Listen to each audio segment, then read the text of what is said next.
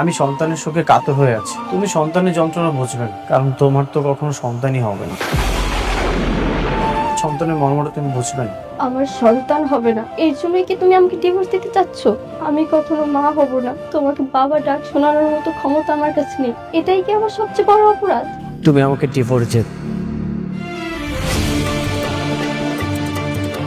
Divorce দিয়ে নতুন একটা জীবন সঙ্গী বেছে নাও। আমার আশায় আর কখনোই থেকো না। বাহ, স্বার্থপর তুমি। এত সহজে ডিভোর্সের কথা বলে দিলে। সত্য কথাগুলো সহজ হোক বা কঠিন, বলতে তো হবেই, তাই না? হ্যাঁ, তাই তো। যখন আমাকে প্রয়োজন ছিল তখন তুমি আমার কাছে এসেছিলে, আর এখন আমাকে প্রয়োজন নেই তাই আমাকে দূরে ঠেলে দিচ্ছ, তাই না? এখন তো তোমার আমার কোনো প্রয়োজনই নেই। এত স্বার্থপর তুমি। শুধুমাত্র স্বার্থের জন্য তুমি আমার কাছে এসেছিলে। আমি এটা তোমার কাছ থেকে আশা করিনি। হ্যাঁ, সেটাই।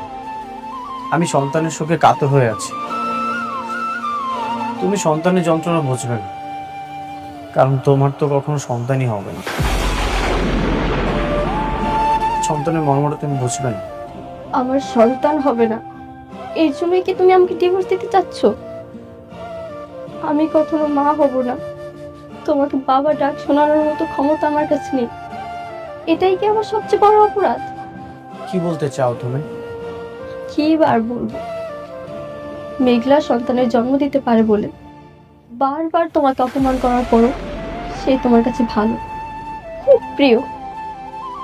আর আমি তোমাকে এতটা ভালোবাসি, তবুও সন্তান জন্ম না দেওয়ার কারণে তুমি আমাকে ডিভোর্স দিতে চাচ্ছ। হ্যাঁ, সেটাই। তোমার যেটা ভাবার সেটাই ভাবো। তুমি এখান থেকে প্লিজ চলে যাও, কখনো আর এখানে আসবে না। আমাকে একা থাকতে দাও।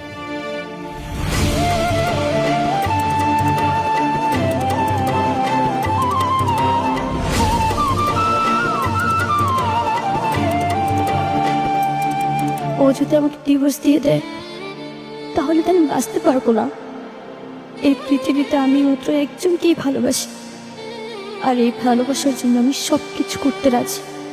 আমি সন্তান নিলে মনে হয় ও আমাকে ভালোবাসবে, তাহলে এই সন্তান নেওয়ার জন্য যা করতে হয় আমি তাই করব। কিছু কইবা?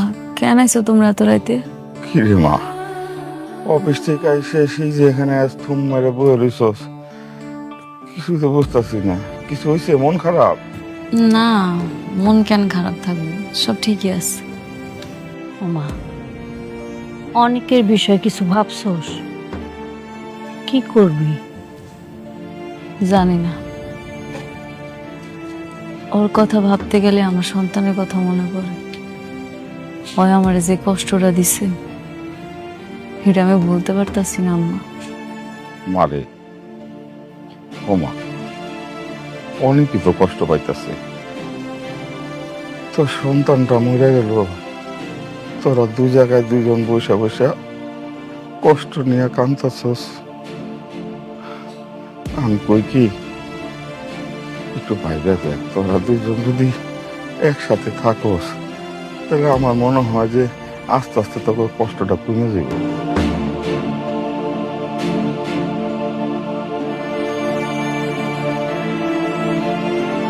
ওমা, চল ঘরে চল, রাত হয়েছে, খাওয়া দাওয়া করে ঘুমাবি।